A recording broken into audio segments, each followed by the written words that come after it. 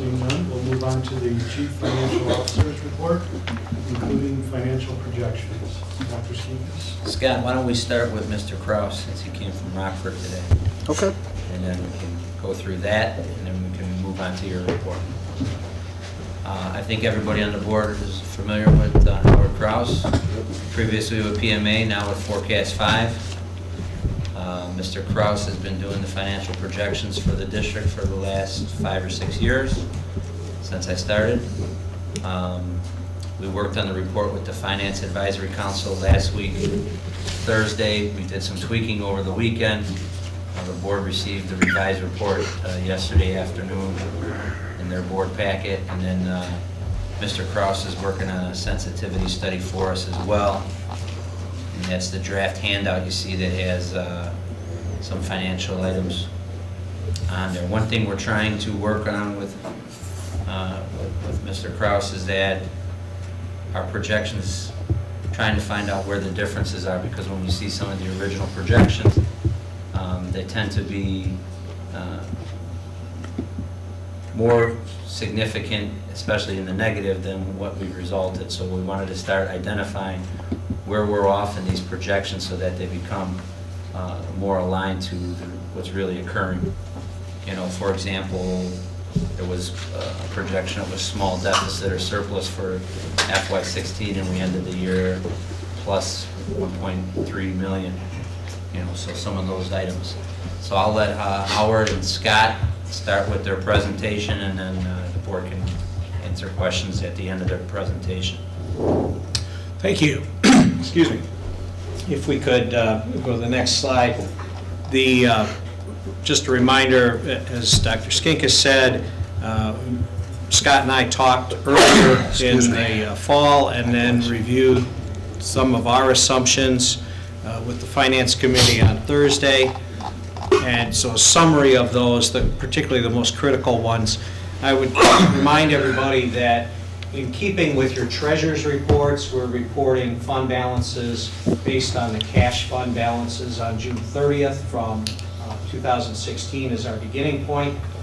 The aggregate operating funds to which we refer on all of the slides: education, operations and maintenance, transportation, IMRF, and working cash funds. We do not include your debt service, nor do we include the capital projects that are really restricted funds for specific purposes. The FY17 budget is represented by the general ledger from the approved budget, and as we talked about, the assumptions from our discussions.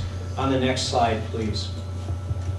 We've held existing EAV, equalized assessed valuation, flat in levy year 16. The change in EAV, existing EAV, only affects the tax rate under the tax cap, and the tax rate times new construction would add or subtract from the provisions that we've highlighted. But we've also said that $200,000 of new construction each year will generate about $5,500 of additional revenues. So short of new construction going through the roof, there's probably not material increase to taxes other than for the consumer price index. Just continuing on the existing EAV, next year is a reassessment year, levy year 17. We are anticipating a 5% increase in existing EAV.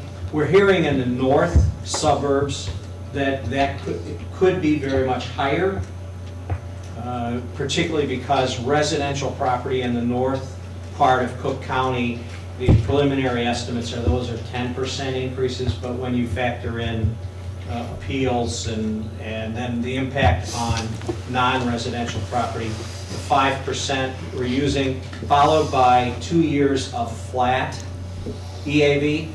That has been the pattern in Cook County over a period of time. And again, changes in those EAVs would only have impact on the tax rates. We have a collection rate at 98.5%, where each 1% of collection really represents about $195,000. So what you're, with that 98.5%, you're really collecting about $300,000 less than your final extension in your operating funds. New construction, as we said, $5,500 for each $200,000. The CPI, we know that the CPI for this levy is 0.7%. We are assuming 1.5% CPI in subsequent years, beginning with levy year 17, and noting that each 0.5% of CPI is about just under $100,000 of additional or less operating tax revenues. The GSA, the two biggest factors for the district in terms of revenues are what happens with the Consumer Price Index and what happens with general state aid. General state aid is at best right now a silly wild guess. So what we've done is taken the current formula and a foundation level based on $6,119, the current formula that's in use. And this year's budget was at 88% as it was put together prior to the time that the final general state aid allocations came out. The actual allocation is 100% of general state aid entitlement, assuming that we get it all.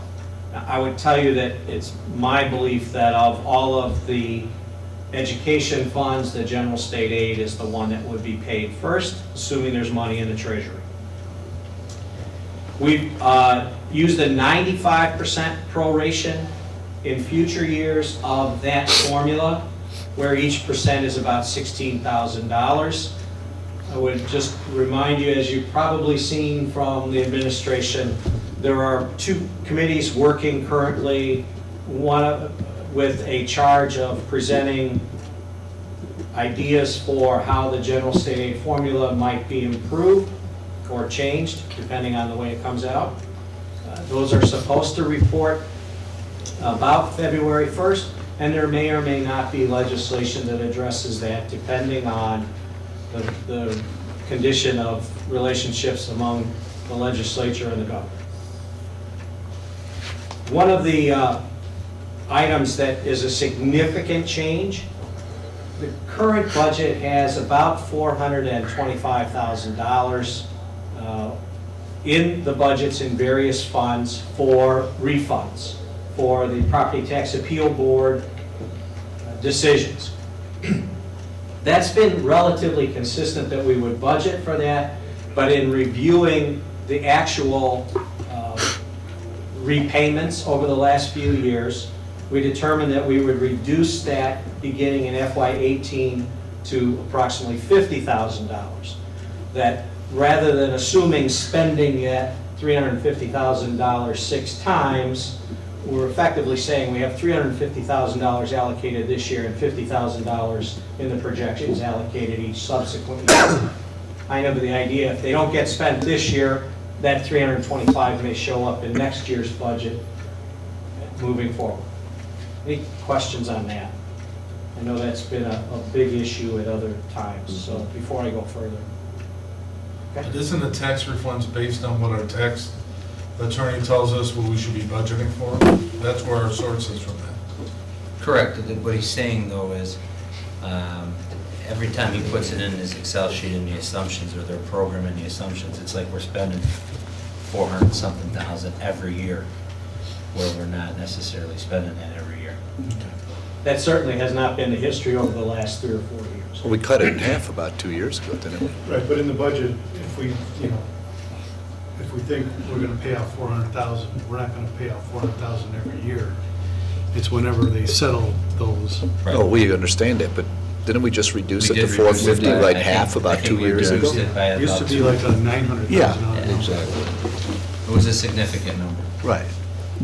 So between that change and the GSA, if they happen this year, it's too late for the budget, that's about $650,000 and positive towards us, right?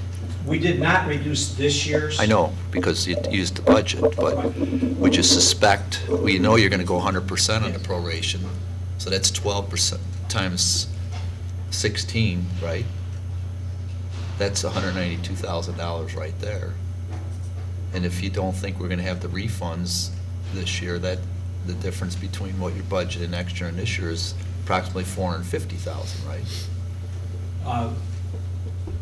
I would say it's probably in the neighborhood of 350 to 375. I'm sorry. So 350, so I'm off by. 350 So plus. just the those 190. two items, Yes. if you're looking at 18, but for 17, we're probably gonna come in about 550,000 more than what we budgeted for. I think that's a pretty good assumption at this point. Okay. On the next page, just as you've seen before, 80% of your revenues from local property taxes and another 9% from other local sources. The general state aid is only about 5% of your revenues, and then categorical is another 4%, and federal monies too. So, as you know all too well, you are most dependent on local property taxes. When we look at the aggregate operating revenues on the next page, see the budget, and given those sets of assumptions, how that revenue stream increases over the next 5 years. On the next page, the key expenditure assumptions. The current contract that you just approved is built into the projections. After that, and with other units, the salaries are subject to negotiations. And we would note that ESP compensation is currently tied to the Consumer Price Index. We have assumed 2 additional teachers each year at approximately $70,000 each in salary and benefits. We've assumed medical insurance to increase at 7% a year, and purchase services, supply, other object expenditures, the bulk of the remainder of your expenditures increasing at 2%, but we did increase tuition charges at 5% a year. Other expenses are held at FY17 levels. That'd be particularly for capital outlay and some other non-capital equipment. So under projections, when that 7% will compound over time, correct? Yes. And so, again, I think that's a conservative number. We have not come close to 7% the last few years, but there could, you never know. So I didn't want to, Scott and I and Howie, when we talked with the Finance Advisory Council, felt like that was one we shouldn't play around with, just because Agreed. presidential election year, we don't know what's going to happen with healthcare reforms. And in terms of what that number, that base number is about $2.2 million in your current budget that's increasing at that 7%. What's the basis for adding 2 additional teachers each year? Our projection on our enrollment's not going up that much each year, is it? I asked the same question. Okay, good. We'll have to replace some retirees. This year, the projection is to add 2 for next year to get all math and English classes at all 4 grade levels at 27-1. The year after that, we're somewhat flat. Then the year after that, we spike In what? enrollment. So we'll cover that a little later tonight. And why didn't we inflate the other expenses? Why do we think they're going to remain flat? It's just an assumption that if nothing else, there's an inflationary factor to each of those, roughly a little bit higher than the Consumer Price Index assumption. But other expenses we held at the FY17 level, why do we think they're not going to be affected by inflation for this projection The period? capital outlay Uh-huh. is a little more controlled by projects as opposed to cost, Uh-huh. and so we kept that flat. And I think non-capital equipment is also covered in the supplies category as another option. Okay.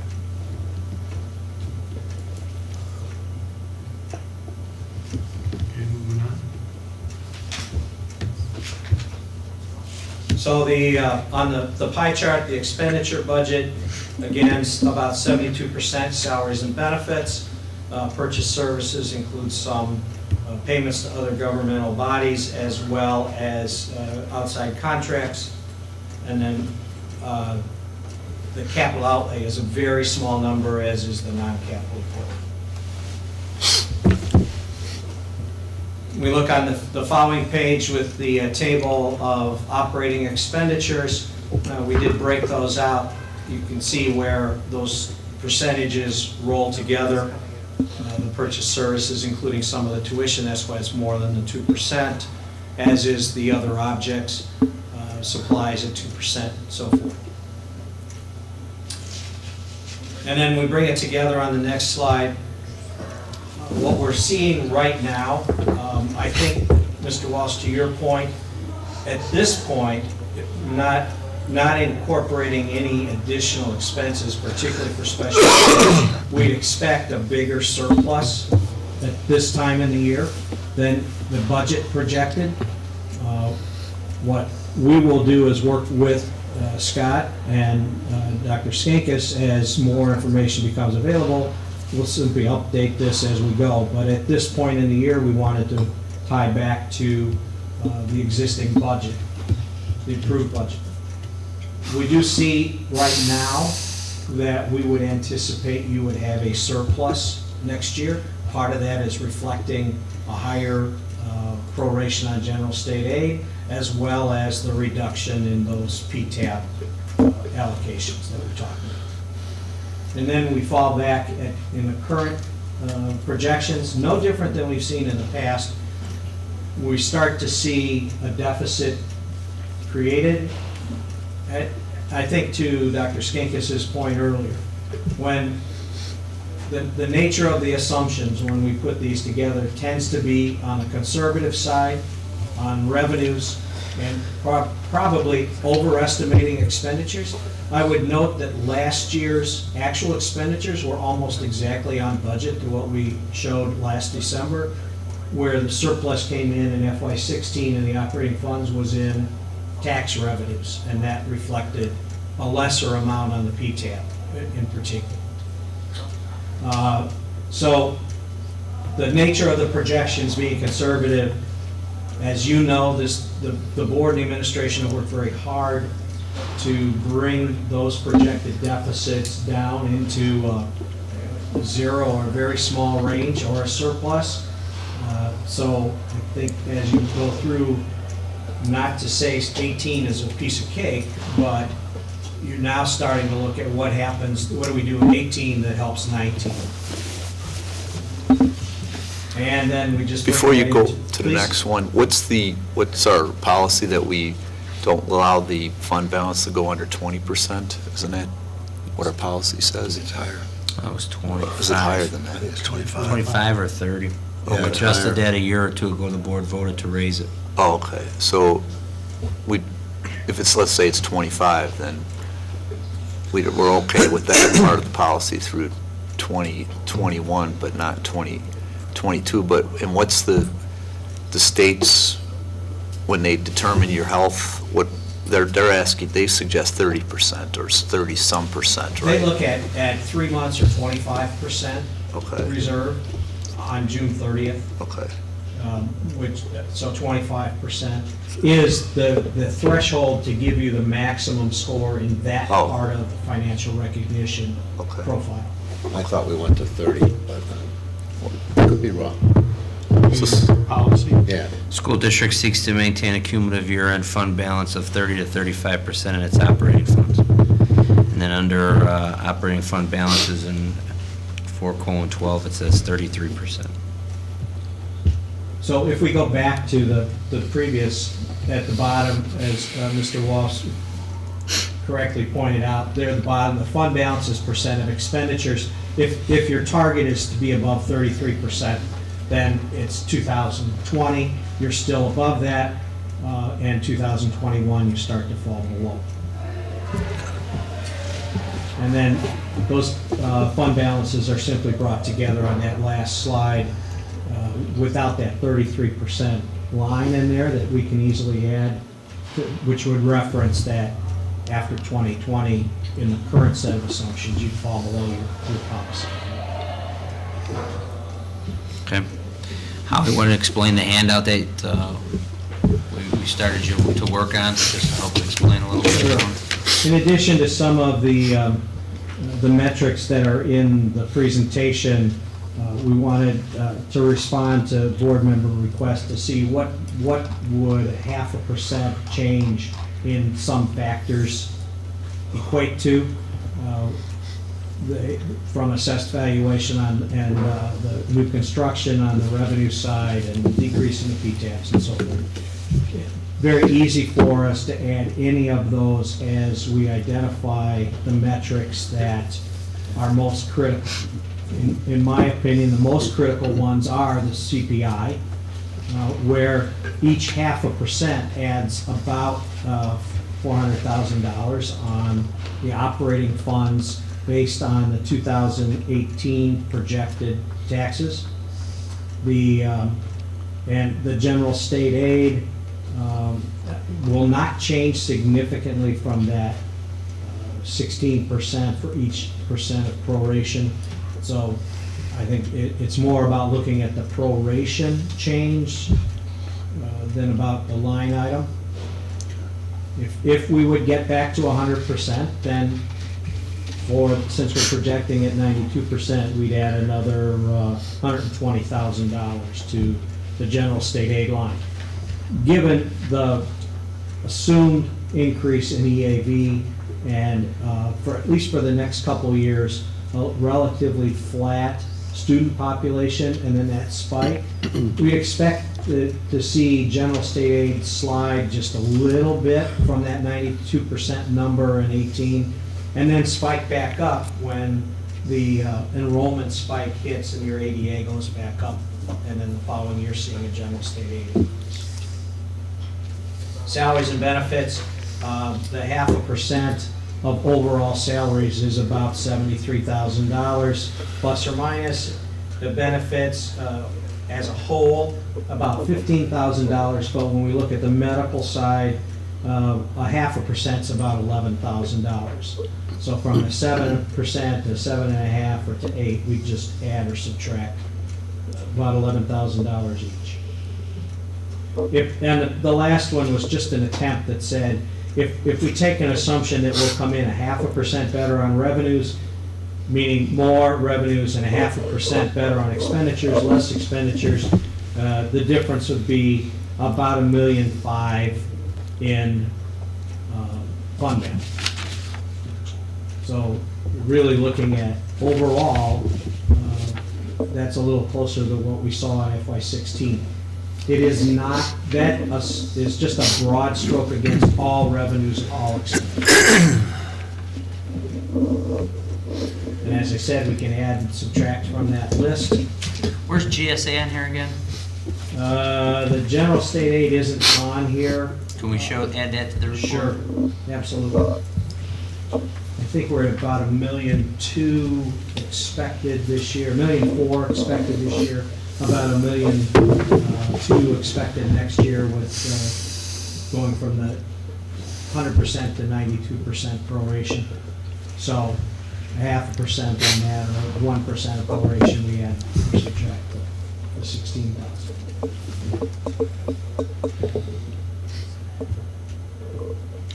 How is it possible that you can go back and do a sensitivity study on this for 16? Just drop in what you projected and what we came in at to show the difference? Sure. It's not identified in the, it's probably already in the report from last year. It's in a different one that I sent to Scott today that we certainly can identify. But as I said, when we looked at that, expenditures, the actual expenditures came in almost exactly on budget. Okay. It was where Property tax 16 collection?